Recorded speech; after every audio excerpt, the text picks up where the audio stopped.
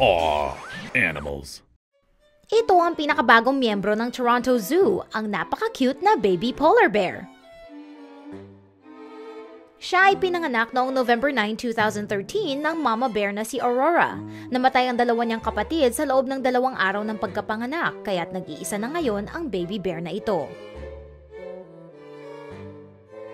Ang mga polar bears ay naiiba sa ibang land animals dahil sila ay kaisa-isang species na aktibo at sadyang maghahunt ng tao bilang pagkain.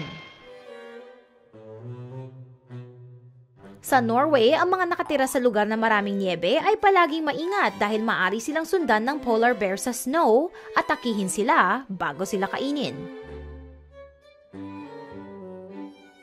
Ang polar bear ay hindi mapipigilan gamit ng isang normal na assault rifle o handgun.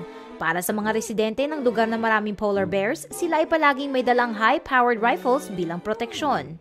Ang ganitong klaseng baril lamang ang makakapagpatay sa isang polar bear at may pag-asa ka lang kung mauna kang umatake.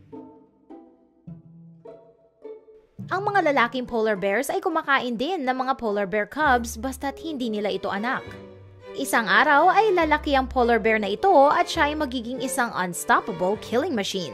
Kaya't i-enjoy na natin ang video na ito ngayon habang siya ay maliit, harmless at cute na cute.